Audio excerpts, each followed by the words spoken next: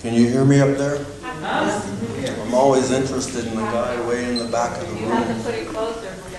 Hold it closer? Yes. All right. Thank you very much for inviting me here to talk to... Closer. You have to eat it right up to your mouth.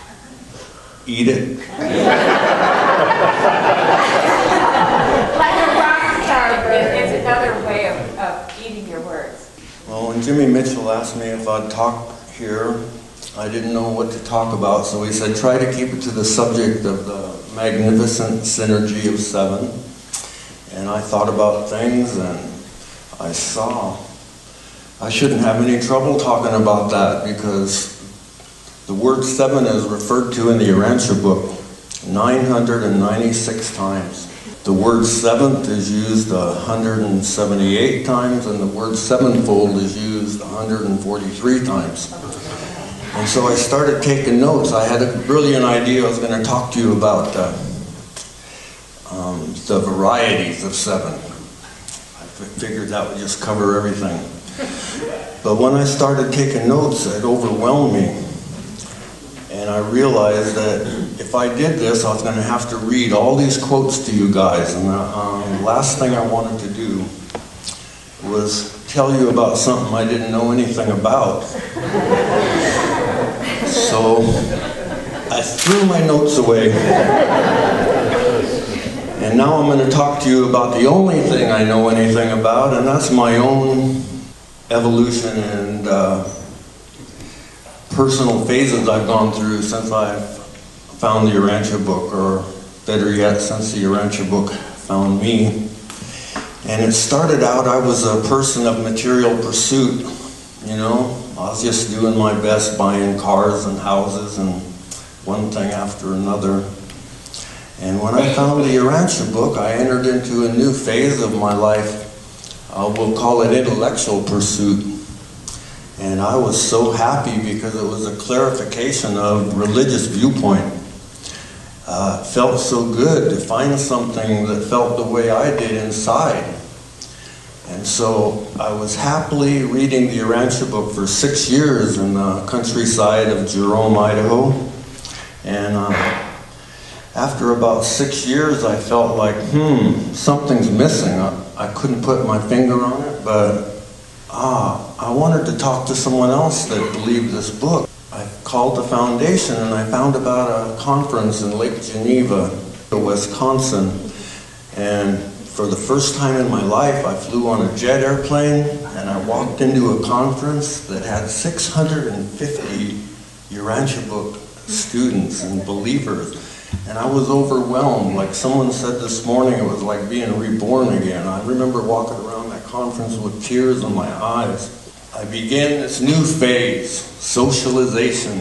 It says you're more fully to socialize your religious experience, and I guess I just fell into that naturally because I was hungry for that. The second conference I went to was in Wenatchee, and I met Lou and Alice Clark, and they had a little backyard conference going on, and I met some long-time, lifetime Urantia friends there. But I kept thinking maybe something else was missing.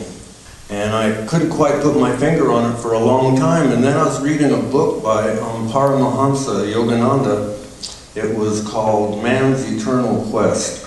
And in that book, he reiterated that we need to sit quietly and wait for the Lord. He turned me on to meditation and prayer, and found this new phase where I spent a lot of time in prayer, and I discovered worship was my niche. It felt so good to be thankful for everything. I became very thankful and full of gratitude.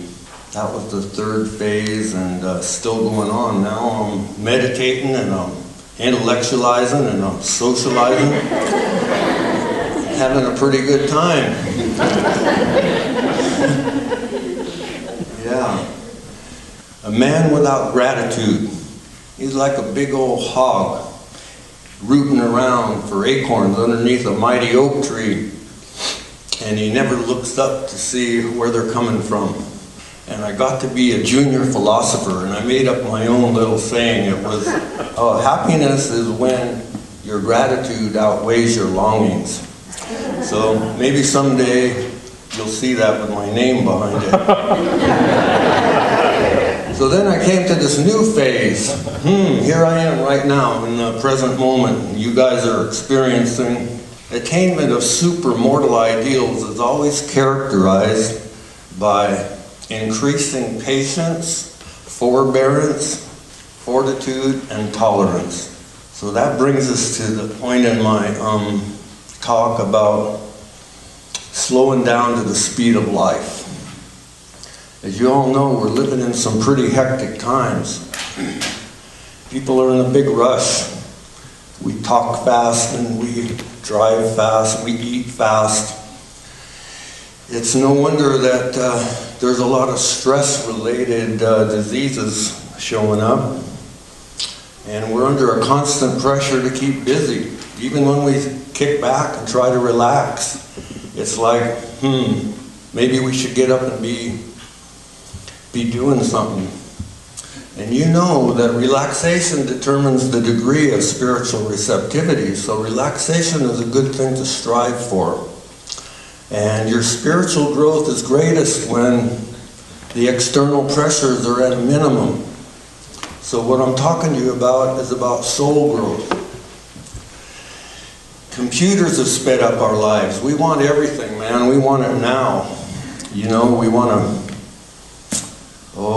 what do? You know, we eat while we're reading, and we do business while we're listening to the radio. We talk on our cell phones while we're driving our cars.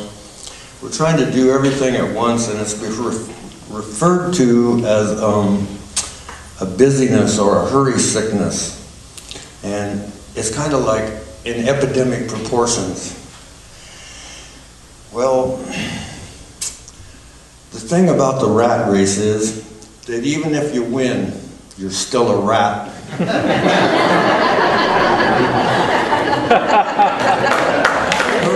If anyone wants to go to sleep, that's okay, because I do that all the time. A hurry sickness is really impatience, and slowing down to the speed of life is like trying to get a handle on impatience. And so a lot of this impatience talk is what I'm talking about, is I'm trying to get a handle on the impatience. I'm trying to be more patient of a person. And in this day and age, you know, the advertisers are bombarding us. They're telling us that, shoot, everything will be all right if you buy our product. You know, we'll make you look better and feel better. Just buy what we're selling and you'll be okay. We live in this great age of consumerism, and it's like we want to own everything. Impatience escalates to irritation and anger, and sometimes goes on to rage. And an angry person has 1.5 more times of getting cancer, and 4 to 5 times more of developing some kind of heart disease. This is medical findings recently. We've heard it before. Impatience is like a stone hurled into a hornet's nest. It's a spirit poison. Patience mostly means to wait. A lot of the virtues, kindness and thankfulness, is about doing something, but patience is a lot about doing nothing. To live is, at least in part, to wait. We can be waiting either happily or miserably. Things take as long as they take. You can't push the river. My grandmother used to say that if you got a cold and you bundled up and went to bed and drank chicken soup, that you'd get well in about 7 days. Or you could do nothing and get well in a week.